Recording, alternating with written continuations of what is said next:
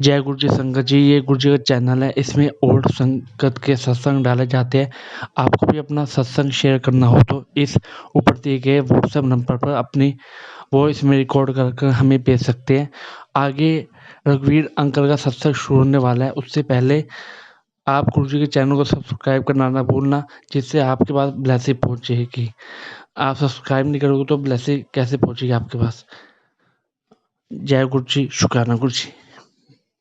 घर तेरे करता तेरे सब कुछ है, जिस देवे सो पावे। ये सब कुछ मैं 85 से गुरु जी के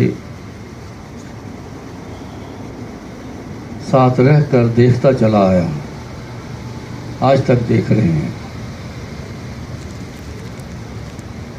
करोड़ों दुनिया मेरी इस आँखों से देखी हुई है, कानों से सुना हुआ है। कितनी दुनिया दिक्कत लेके आई, कितनी दुनिया प्रॉब्लम लेके आई, उनका सबका सलूशन गुरु जी के पास है। बहुत कुछ देखने के बीच बीच में मैं कई बार हैरान हो जाता था कि सुनने में आया है, सुनते हैं, पिछला इतिहास भी है कि जितने महापुरुष गुरु पीर आए हैं, उनके बाद आज जो देखने में मिला, ऐसी कोई भी ऐसी गुंजाइश नहीं थी कि गुरु जी ने कभी किसी को कहा हो कि मैं इस मसले का हल नहीं करता। ऐसा कभी नहीं हुआ। बहुत नज़दीक से देखा है, दिन रात देखा है कि उनकी मेहरबानी थी कि गुरु जी ने अपने साथ मेरे को दिन रात रखा, तभी ये देखने का मौका मिला। घंटा 2 घंटे आना चले जाना, गुरु जी कुर्सी पर बैठे रहें, बहुत कम लोगों का दिखाई देता है। कोई दूर बैठा है, कोई नज़दीक बैठा है, किसी को पता चला है, किसी को नहीं पता चला है। तो मैं ये बिल्कुल सच कहता हूँ कि कभी भी ऐसा कोई इंसान गुरु जी ने वापस ऐसे कहकर नहीं भेजा। हाँ, किसी का टेस्ट लेना हो, उसने गुरु जी के पास टिकना है कि नहीं टिकना, बहुत बड़ा काम होगा उसका, तो टेस्ट लेने पर वो कोई चला जाए अपने मर्जी से तो उसकी मर्जी रही, शायद आज भी होगी। मगर गुरु जी से जो टिक गया वो सब कुछ ले गया।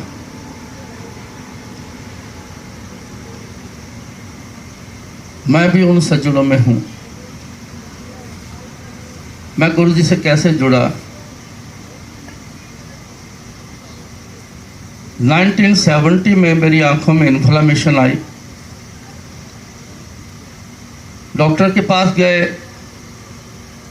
चेकअप किया तो उन्होंने बताया कि इन्फ्लेमेशन इतनी ज़्यादा है, ना तो आई ड्रॉप्स काम करेंगे, ना कोई मेडिसिन खाने की काम करेगी। आंखों में सीधा इंजेक्शन लगाने पड़ेंगे।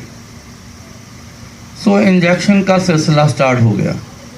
सुबह आंखों में इंजेक्शन लग जाने, शाम को लग जाने, ये सिलसिला 16 साल चला। ठीक होने की बजाय कॉम्प्लिकेशन बढ़ती गई।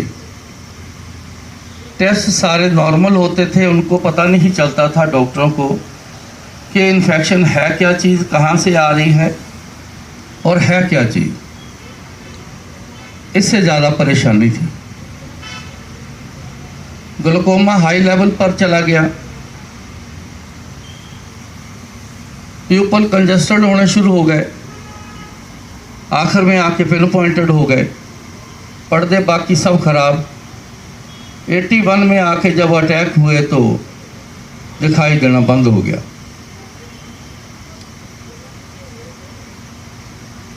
82 में गुरुजी जलंधर आकर सेटल हुए थे। उनके सिस्टर की शादी करनी थी, वो कपूरथला शादी हुई है उसकी। उस सिलसिले में जलंधर शहर बैंक्वेट हॉल चुना गया। तो शादी के सिलसिले में आए तो गुरुजी वहीं सेटल हो गए।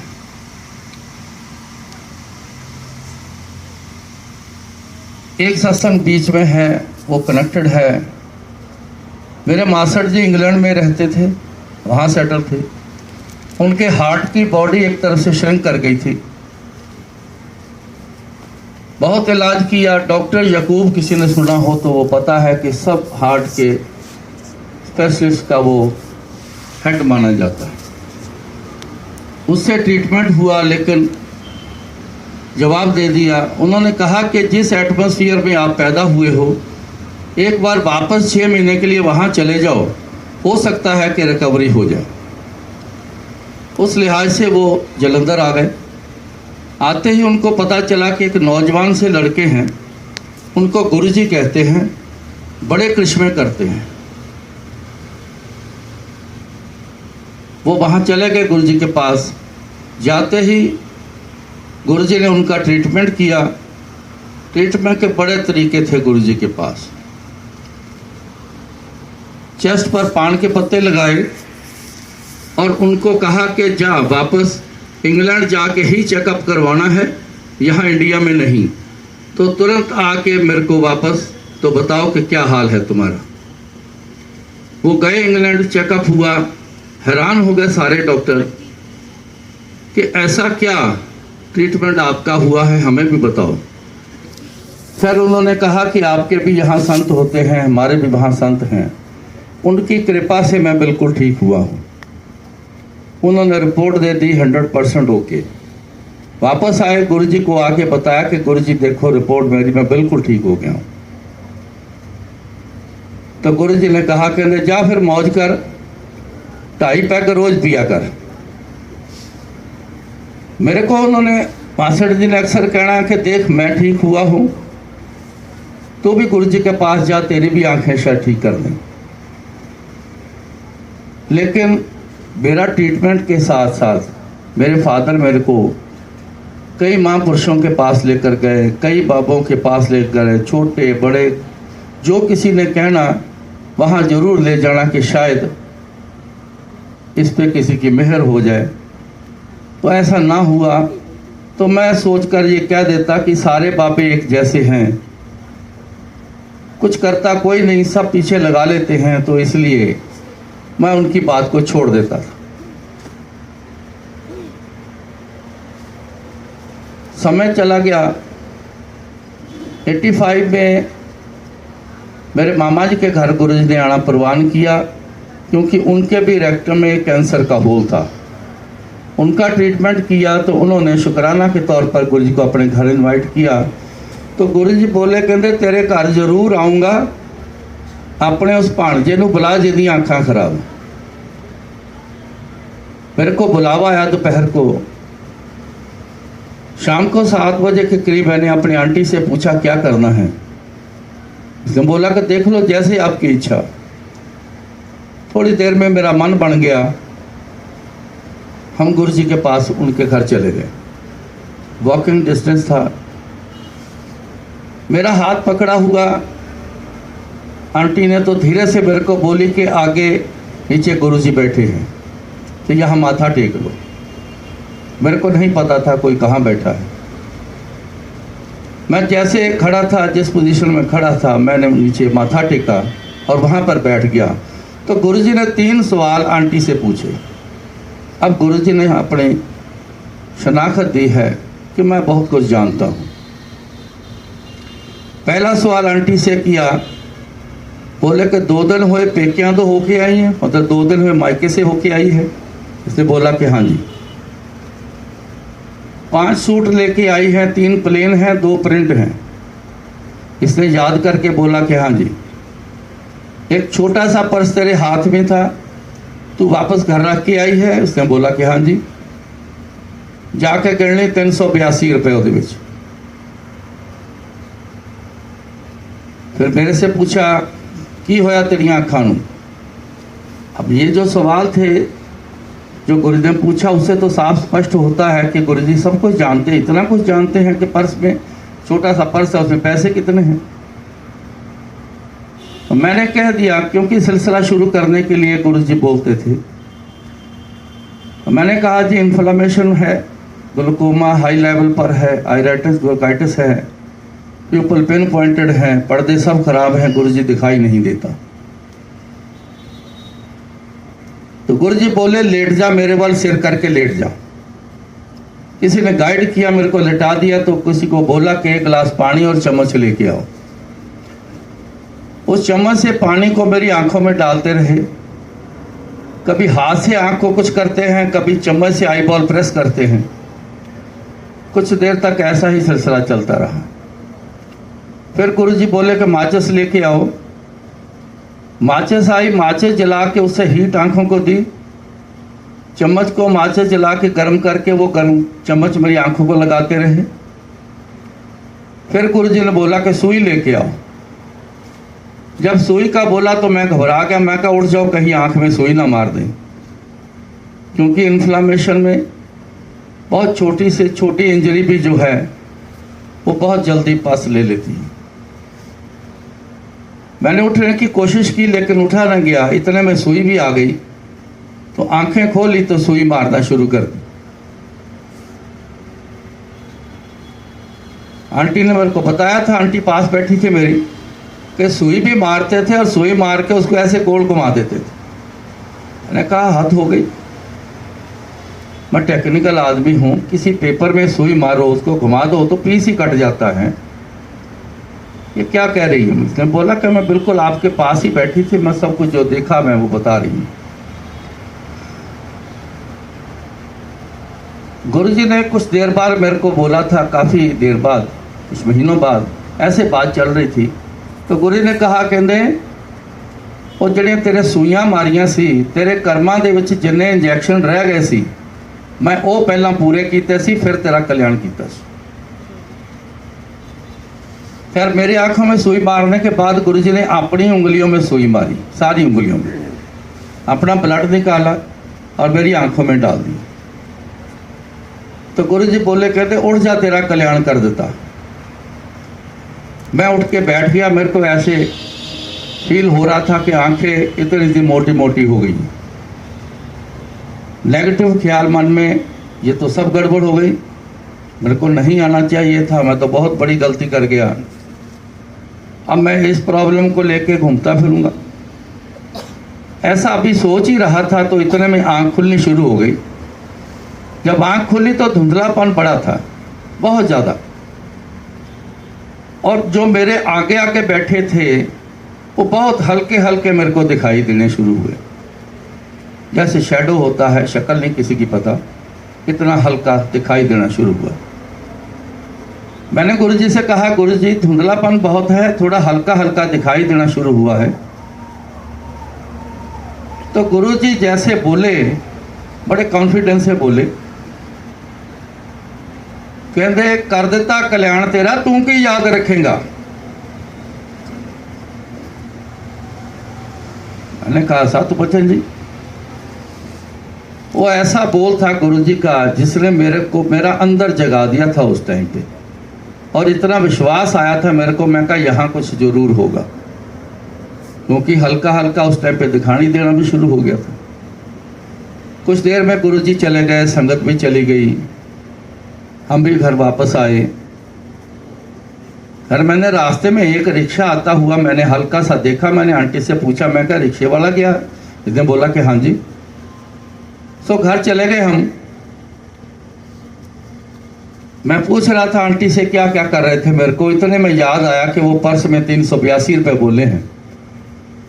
ये आंटी वो एक छोटा सा पर्स है, इसके हाथ में हर टाइम रहता था, घर में कुछ ना कुछ वो लेके आई। इसने पैसे सारे बाहर निकाले, जब काउंट किए तो पूरे 382 रुपये, एक पैसा ना कम ना ज़्यादा। ये चीज़ देख के, इस परफेक्शन को देख के मैं बहुत हैरान हुआ। मेरे को बड़ी नींद आ गई। हालांकि मेरे को ऐसे में अपने मर्जी से नहीं सो पाता था, इन्फ्लेमेशन इतनी ज़्यादा थी कि जैसे आंख बंद करता था तो मेरे दर्द बहुत बढ़ जाती थी। लेकिन बड़ी ज़ोर से नींद आई तो मैं सो गया।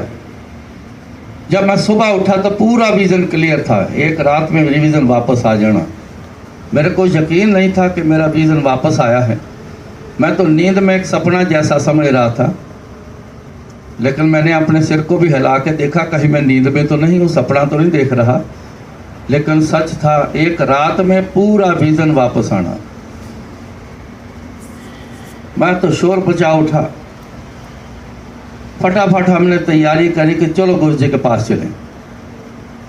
गुरु जी के पास गए। गुरु जी अपनी कुर्सी पर बैठे थे। जैसे दरवाज़ा खोला, अंदर पैर रखा तो सामने गुरु जी। बड़ी अच्छी स्माइल दी गुरु जी ने और मेरे को कहा, कहते अंकल रात नींद आ गई? मैंने कहा गुरु जी नींद तो बहुत आई। मैं कहा नींद तो छड्डो गुरु जी, पूरी नज़र ही वापस आ गई। तब उस टाइम का गुरु जी ने मेरे को जवाब दिया, जब मैं अपने मास्टर जी को कहता था कि बड़े पापे देखे हैं मैंने, सब एक जैसे हैं। तो गुरु जी ने उस चीज़ का जवाब दिया मेरे को, कहते बाबा तू भी कोई नहीं छड्या, कीता कल्याण तेरा किसी ने? मैं कहा जी नहीं। कहते देख ला। फिर 2-4 दिन बाद मैंने गुरु जी से फिर कहा कि गुरु जी रेडनेस तो अभी वैसे ही है, आप जानते हो इन्फ्लेमेशन का साइन है, रेडनेस है। तो गुरु जी कहते लिया फिर पानी का गिलास। तो गुरु जी के किचन से मैं एक पानी का गिलास, स्टील का गिलास में लेके आया। गुरु जी के पास एक माला होती थी रुद्राक्ष की, वो गले में डाल के वो डिप करके बहुत अमृत तैयार करके देते। दिन में 2-2, 4-4 बार, 5-5, 6-6 बार अमृत तैयार करना। किसी को ना मिलना तो किसी को 7-8 गिलास मिल जाने। उन्होंने अमृत तैयार करके दिया तो गुरु जी बोले, कहते ले पीला, आज तो बाद तेरी लाली भी खत्म। वो ऐसा अमृत जाम मैंने पिया, 2-3 दिन में पूरी रेडनेस भी गायब हो गई। अब पूरे 29 साल हो गए, मई के महीने में गया था मैं, पूरे 29 साल हो गए हैं। कभी आज तक एक बार भी मेरे को आँख के डॉक्टर के पास उस प्रॉब्लम के लिए नहीं जाना पड़ा आज तक। हाँ छोटी मोटी आ जाती है, कभी थोड़ी सी इन्फेक्शन आ गई जो मौसम के लिहाज से है या किसी को हो जाए, तो मैं अगर गया हूँ तो नए डॉक्टर के पास अगर कहीं गया हूँ तो कि आपकी आँखों में प्रॉब्लम क्या आई थी, उनको समझ नहीं आई, क्योंकि वो इन्फ्लामेशन ऐसी होती है आँख में कि ये सारी उम्र नहीं जाती, हल्की सी चाहे रह जाए ज़रूर सारी उम्र रहती है, ये कभी पूरी ख़त्म नहीं होती। क्योंकि इतना ट्रीटमेंट हुआ, इंजेक्शन के साथ ख़त्म नहीं हुई तो वैसे कैसे ख़त्म हो जाना, थोड़ी सी स्टेबल रहती है, लेकिन वो भी नहीं है। गुरु जी हमेशा कहते थे, कहते मैं पक्का काम करदा, कच्चा नहीं करदा। जिसको जो बोल देना गुरु जी ने वही हो जाना। यह मैंने बहुत कुछ देखा हुआ है। 16 साल जो साइंस मेरे पे जोर लगाती रही, किसी ने मेरे को 6 महीने रखा, किसी ने 4 महीने रखा, किसी ने 3 महीने रखा, लेकिन कुछ ना हो सका। सो वो गुरु जी ने कर दिखाया। एक सत्संग में सुना के फिर आगे आगरा से भाटिया साहब आए हैं, वो भी अपना सत्संग सुनाएंगे। तो समय हमें ज़्यादा ना लो, क्योंकि सबको पता है कि गुरु जी के क्या क्या करिश्मे हैं। हम सुनाने लगे तो शायद कई महीने साल ही निकाल दें, जितना कुछ दिखा है मेरे फादर के। अब इसमें सत्संग में आप थोड़ा सा ख्याल रखना, ध्यान देना इस बात पे, ये बीमारियां छोटा मोटा, या गुरु जी कहते थे ये तो बहुत छोटी छोटियां गल्लां जिहड़ियां तुसीं मैनूं आके दस दिओ, कोई चंगी चीज़ मेरे को मंगो। मैं तो इन्ना कुछ लैके बैठा, कोई बंदा आंदा ही नहीं मेरे को जो कोई चंगी चीज़ मंग ले। सब कोई लत्त दुख दी, कोई बांह दुख दी, कोई शुगर हो गई, कोई कैंसर हो गया, कोई कुछ हो गया, सब इसे पीछे ने। मेरे फादर के रेक्टम में कैंसर का ट्यूमर हो गया, ट्रीटमेंट चलता रहा, लेकिन आगे जाके डॉक्टर ने कहा कि ट्यूमर ट्रीटमेंट होने के बावजूद इतनी स्पीड से अब बढ़ना शुरू हो गया है कि कुछ ही दिनों में इनका स्टूल आना बंद हो जाएगा, और जो स्टूल है सारा वोमिटिंग के रास्ते फिर बाहर आता है। इतनी ये गंदी बीमारी है। मेरे फादर ने सुन लिया, वो घबरा गए कि ऐसी पोजीशन में मैंने आना है। उन्होंने फटाफट लुधियाने थे मेरे छोटे ब्रदर के पास, वो कहने लगे कि अभी चल गुरु जी के पास। शाम को आ गए 4 साढ़े 4 बजे। गुरु जी पहली शिफ्ट लगा के हॉल में ऐसे नीचे बैठ जाते थे, बैठे हुए थे। तो गेट नॉक हुआ, मैं गया, जाके देखा तो मेरे फादर थे। अंदर आए तो उन्होंने पूछा, आओ पिंडर साहब कितना आए हो? बैठ गए तो बैठ के उन्होंने बताया कि ऐसा ऐसा डॉक्टर ने बताया है कि गुरु जी अगर आपने मेरे को ठीक ना किया मैं नरक नहीं भोगूंगा, मैं खुदकुशी कर लूँगा। ये उनकी अब मौज की बात है। या तो मौज में महापुरुषों को, गुरुओं को, परमात्मा को लाना पड़ता है। बाई चांस वो खुद ही मौज में आ जाएं तो उनकी मर्जी। वो खुद ही मौज में वो ऐसा बोल गए, कहते पिंडर साहब तुसी घबराओ ना मैं इत्थे नरक भोगण देंगा ना उत्थे। अब ये है सिरे की बात जो गुरु जी ने बोली है। अब आप थोड़ा सा ध्यान देंगे कि इतनी पावर गुरु जी के पास के ऐसे भी डील करते हैं। उन्होंने मेरे को कहा जा जग में पानी लेके आ, तो मैं लेके आया। गुरु ने वही माला टिप करके अमृत बना के उनको दे दिया। कहते जाओ जग ही ले जाओ, थोड़ा थोड़ा पीते रहना। वो चले गए। कुछ दिनों बाद मेरे को ऐसे हॉल से अपने रूम में जाना, तो मैं साथ साथ ही रहता था। तो मैं साथ ही था, तो जैसे वो लॉबी में आए तो ऐसे मेरे शोल्डर पे बाजू रखी, कहते अंकल तेनों कोई गल कहनी। मैं कहा जी हुक्म करो। वो बोले, कहते तेरे डैडी की जिंदगी नहीं है, उनकी उम्र नहीं है। तेनू पता मैं ट्यूमर श्यूमर मिनट च गायब कर देना, ऐसे चुटकी मार के बोले थे गुरु जी। तेनू पता मैं ट्यूमर गायब कर देना। मैं कहा हाँ जी गुरु जी, पर तेरे डैडी की उम्र ना होने के कारण ऐसा मैं नहीं कर रहा है। ये कर्म भोग के जाएंगे। और उनकी डेट 30 मई रात को 11:05 पर मौत होगी। जैसे मैंने सुना मैं तो एकदम शॉक हो गया, वहाँ तो खड़ा का खड़ा ही रह गया। गुरु जी अपने रूम में चले गए, मैं वहीं बैठ गया। मैंने दिन गिनती किए तो शायद 26 दिन बाकी रहते थे। दिन निकल गए। 4 दिन पूरे पहले मेरे को गुरु जी ने कहा, कहते जा तू घर चले जा तो 4 दिन अपने डैडी की सेवा कर ला। तो 4 दिन पहले मेरे को घर भेज दिया। मैं चला गया। दिन भर में 5-7 बार वो बोलते थे कि मैंने टॉयलेट जाना है, लेकिन स्टूल आना तो पहले से बंद हो चुका था कई दिन से। मैं बीच में आता था, चेक करता था। उनको भूख पूरी लगती थी, पेट उनका नरम रहता था। हैरान हो गए हम जब ये चीज़ें देख देख के, रोज़ हैरान होते थे कि वो मटेरियल कहाँ जा रहा है, हमें कोई समझ नहीं। मैंने बोला भी था एक बार गुरु जी को, गुरु जी मगर वो चीज़, वो मटेरियल कहाँ जा रहा है? तो गुरु जी स्माइल दे के बस बात खत्म हो गई। तो जब लास्ट का दिन था, उन्होंने फिर कहा, ये रात कोई 9 साढ़े 9 बजे की बात है। मैंने कहा शायद ये आखिरी बार बोल रहे हैं, टाइम नज़दीक आ गया है। मैं ले गया उनको, टॉयलेट में बिठाया तो मैं खुद बाहर ऐसे दीवार के साथ खड़ा हूँ। लेफ्ट साइड पे मेरे मेन डोर था हमारे घर का, ज़्यादा से ज़्यादा 10-12 फुट दूरी पर। मेरे को ऐसा लगा जैसे एक साइड से दरवाज़ा खुला, क्योंकि थोड़ा सा ब्लैक दिखा। तो मैंने कहा दरवाज़ा खुला है, मैं दरवाज़ा बंद कर दूँ। मैंने जैसे एक स्टेप लिया, दूसरा ले रहा था, वो दरवाज़ा बंद नहीं था, वहाँ कोई खड़ा था काले रंग के।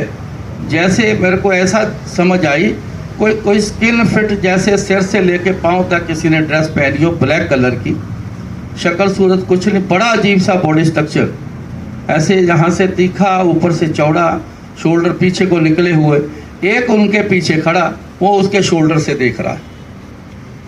ये कोई सेकंड की बातें हैं। जैसे मैंने देखा मेरे को समझ आई, उनकी वाइब्रेशन मेरे को आई, बड़ी खौफनाक वाइब्रेशन मेरे को मिली। तो अपने आप मेरे अंदर से एक चीख निकल गई। जब वो चीख निकली तो चीख में मेरे मुंह से एक लाइन निकल गई कि इत्थे गुरु जी दा पैर आया। ये मेरे से बोल निकला। तो मैं हैरान हो गया। मैं आज ही बताता हूँ, तुरंत मेरे को वो जवाब आता है, मेरे कानों ने सुना है। कहते ताही असी अंदर नहीं आउंदे। मैं फटाफट दरवाज़ा खोला, अपने फादर को उठाया कि चलो चलो चलो जल्दी करो अंदर चलो। मैं उसको अंदर लेके गया, लिटाया, भाग के बाहर आया कि वो दरवाजे पर थी, अब कहाँ आए हैं। लेकिन कुछ दिखाई नहीं दिया, कुछ समझ नहीं आया वो कहाँ है कहाँ नहीं। 5, 7, 10 बार मैंने देखा बाहर आके। मेरे घर वाले पूछ रहे क्या हुआ है, तू घबराया बड़ा है, क्या हुआ तेरे को, बार बार तू बाहर क्या देखता है। मैंने कहा कुछ नहीं, क्योंकि गुरुजी ने मेरे को उस दिन बोला था खास करके कि ना तो ये बात घर में बतानी है, ना बाहर किसी को बोलना है, कि मैंने तेरे को डेथ डेट बताई है और टाइम बताया है। तो मैं चुप था, मेरी नज़र भी घड़ी की तरफ थी। जब टाइम आ गया, 11 बज गए, 11:05 हो गए, 11:15, 11:30, 12, सारी रात निकल गई। आदर बिल्कुल ठीक ठाक।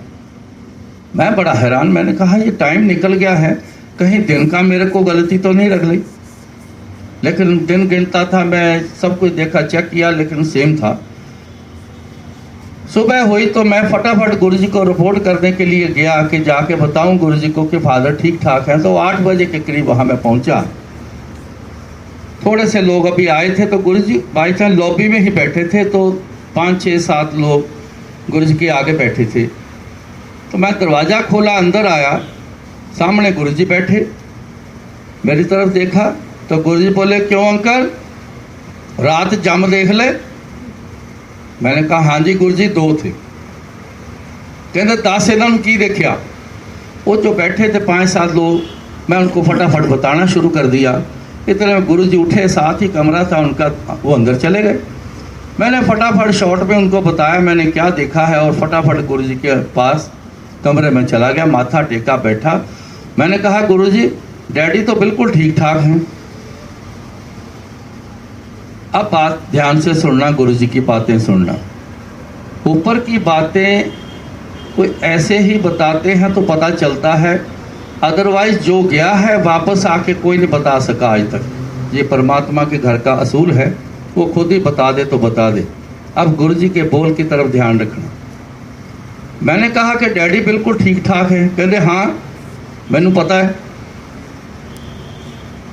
तो गुरुजी बोले, कहते मैं उन्होंने नाल एक वायदा किया सी, क्योंकि मैं जो पंजाबी तब बोल रहा गुरुजी का वर्ड टू वर्ड आपको सुना रहा। मैं तेरे डैडी नाल वायदा किया सी, ना इत्थे नरक भोगण देंगा ना उथे। बीच में मैं भूल गया था, मेरे को उस टाइम याद आया कि हाँ आते ही गुरुजी ने ऐसा बोला था। तो आगे गुरुजी बोले, मैं अपनी जिंदगी तो 3 दिन उन्होंने दे दिते। उस 3 दिनों के विच अपना कर्म भोग पूरा करेंगे। कर्मों का भोग ख्याल रखना, सबका होगा, सबका होता आया है, आगे भी चलना है। ये सिस्टम उसका ऐसा है।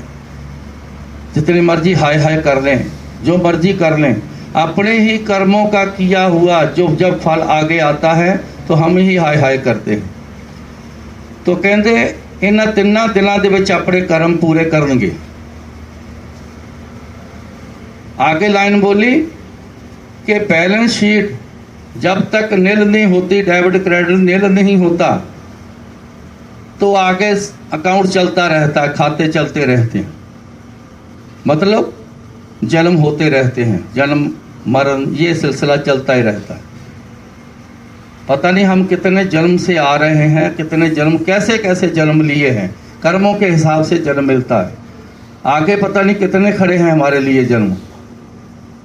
लेकिन गुरुजी के मुताबिक जो उन्होंने एक्सप्लेन किया वो ये है। तो टाइम कहते हैं वही रहेगा 11:05। तो अब तू चाय पी ले और तू घर चला जा। मैंने वहाँ चाय प्रसाद पिया, घर चला गया। जब मैं घर चला गया तो मेरे जाने के कुछ देर बाद उनके पेन स्टार्ट हो गई। हम पूछ रहे हैं कहाँ पेन हो रही, उन्हें कुछ समझ नहीं आ रही।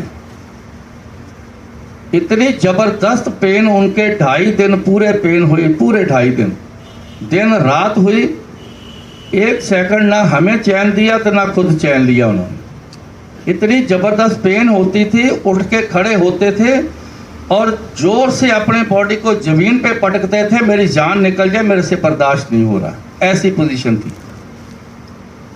आखिर के आधा दिन जब रह गया तो फिर वो शांत हो गए। अब कर्मों का भोग पूरा करवा दिया गुरुजी ने। मेरे को जो समझ आता है कि जितने कर्म रह गए थे वो सारे इकट्ठे करके वो 2.5 दिन में पूरे उनके कर्म भोग करवा दिए। तो आधा दिन में शांत रह गए। उनके मुंह से 2 वर्ड निकलने शुरू हुए, वाहेगुरु वाहेगुरु, धन गुरु जी, धन गुरु जी। ये पूरा 11:05 तक एक भी ब्रेक नहीं ली, वो बोलते ही रहे। और जैसे 11:05 हुए, 3 सांस उन्होंने उखड़े से लिए हैं, शरीर छोड़ दिया। अब आप इस गुरु जी की लीला से समझ सकते हैं गुरु जी क्या पावर हैं। आज कोई भी शख्स ये ना समझे कि गुरु जी शरीर छोड़ गए हैं, शायद आज कुछ है या नहीं है। पुरानी संगत में काफ़ी लोग छोड़ चुके, वो कहते गुरु जी चले गए, बस अब क्या रह गया, वो रह गए हैं। लेकिन आप संगत में बैठते हो, देखते हो, पहले से भी बहुत ज़्यादा। अंदर जाके देखो तो सही, क्या क्या लोग कैसे कैसे अपने अपने सत्संग सुनाते हैं, मैं भी देखता हूँ। अभी भी लेटेस्ट भी खाया नहीं जा रहा था, उसके मुंह के अंदर कैंसर था। मैंने कहा जी आप खाओ, अभी देखना आपके अंदर ये खाना जाएगा, ये लंगर जाएगा। ये बिल्कुल सामने बैठे, जब उन्होंने पहली कराई चबाई तो अंदर गई तो उनकी आंखें खुल गई उस आंटी की। उन्होंने वो पूरा लंगर खाया। ऐसा सिस्टम है। सो गुरु जी की लीला बहुत बड़ी है, अनलिमिटेड उनकी कृपा है, कोई सीमा नहीं। सो सुनाने को तो और भी बहुत कुछ है, लेकिन आगे भी सज्जन बैठे हैं, समय का भी ख्याल है, आप लोगों ने भी जाना है। सो अब रविंद्र भाटिया जी आगरा से आए हैं, बहुत कमाल का है इनका भी सत्संग, और ये सुनाएंगे। जय गुरु जी। संगत जी, गुरु जी कहते हैं कि मैं सत्संग करने वाले और सुनने वाले दोनों को ब्लेस करता हूँ। तो संगत जी, अगर आप भी अपना सत्संग हमारे साथ शेयर करना चाहते हैं तो अपने सत्संग की ऑडियो या वीडियो रिकॉर्डिंग करके दिए हुए नंबर पर आप ईमेल कर सकते हैं या फिर आप हमें व्हाट्सएप भी कर सकते हैं। संगत जी, हम आपका सत्संग फेसबुक और यूट्यूब दोनों पे शेयर करेंगे।